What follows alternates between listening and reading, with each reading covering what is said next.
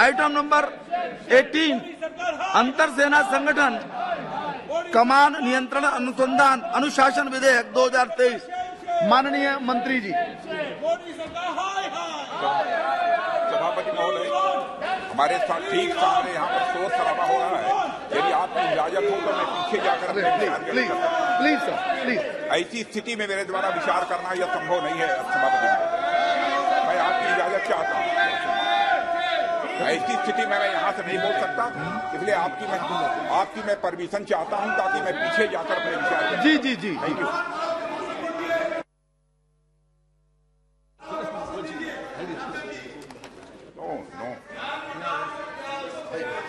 नहीं करना है उसके ऊपर, आपको निर्णय नहीं करना है। जी। आप शांत हो जाइए, आप अपने स्थान पर जाकर के बैठिए, प्लीज। माननीय मंत्री जी, स्थिति नहीं है, ये अच्छी स्थिति नहीं है कि हंगामे के कारण माननीय मंत्री जी को किसी अन्य सीट से अपनी बात कहनी पड़ रही है। ये अच्छी बात नहीं है। ये प्लीज अपने स्थान पर जाइए, शांति रखिए। माननीय सभापति महोदय, मैं आपकी अनुमति से inter services organisation command and control and discipline bill 2023 पर विचार किए जाने का मैं प्रस्ताव करता हूं।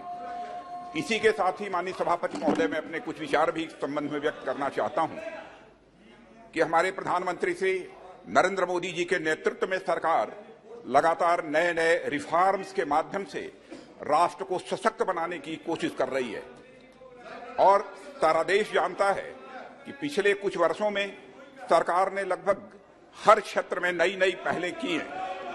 पुराने अनेक कानूनों को जहां हमने समाप्त किया है, वहीं पर जहां जरूरत पड़ी है पुराने जो नियम और कानून रहे हैं, उन नियम और कानूनों में हमने संशोधन भी किया है। लोकसभा में पेश किया गया inter services organisation command and control and discipline bill 2023 भी उसी कड़ी में एक यह बहुत ही इंपॉर्टेंट बिल है। सभापति महोदय, यह बिल दो महत्वपूर्ण मकसदों को एक साथ पूरा करता है। यह हमारी आर्म्ड फोर्सेस के तीनों अंगों के बीच इंटीग्रेशन तथा ज्वाइंटनेस की दिशा में बढ़ाया गया एक बहुत ही महत्वपूर्ण कदम है, जिससे वे भविष्य की चुनौतियों का एकजुट और एकीकृत तरीके से मुकाबला कर सकें। यह एक ऐसा वातावरण बनाने में निश्चित रूप से हमारी यह मदद करेगा जो हमारे इंटर सर्विसेज ऑर्गेनाइजेशंस में अनुशासन को मजबूत करेगा। मैं इन दोनों महत्वपूर्ण पहलुओं पर माननीय सदस्यों का ध्यान आकर्षित करना चाहूंगा। सभापति महोदय, यह सर्वविदित है, अनुशासन यह सेना की आत्मा होती है। यह उनके चरित्र और संकल्प को भी मजबूत करता है। यह आत्मविश्वास को बढ़ावा देने के साथ साथ एक यूनिट या इस्टेब्लिशमेंट के सैनिकों को एकजुट करने में भी मदद करता है।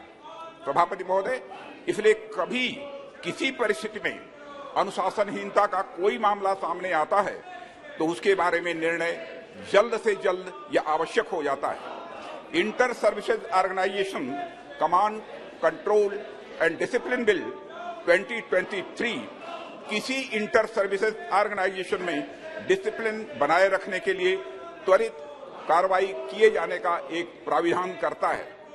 अध्यक्ष महोदय, वर्तमान में भारतीय सेना, नौसेना और हमारी वायुसेना के पर्सनल अपने रेस्पेक्टिव एक्ट अर्थात आर्मी एक्ट 1950, नेवी एक्ट 1957 तथा एयरफोर्स एक्ट 1950 और उसके तहत बनाए गए रूल्स एंड रेगुलेशंस के अनुसार गवर्न होते हैं।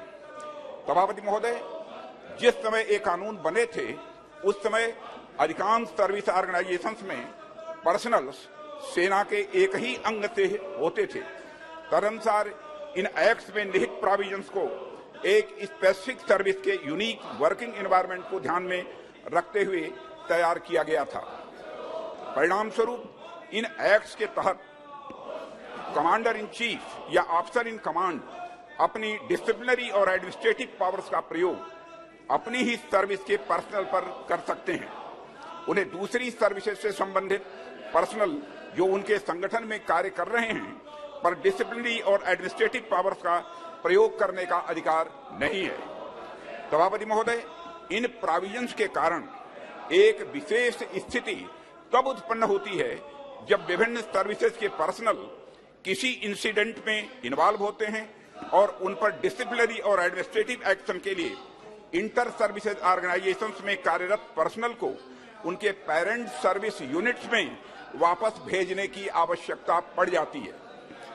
इसमें न केवल अधिक समय लगता है बल्कि पर्सनल की आवाजाही के कारण धन भी व्यय होता है और उनको न्याय मिलने में भी स्वाभाविक रूप से देर होती है।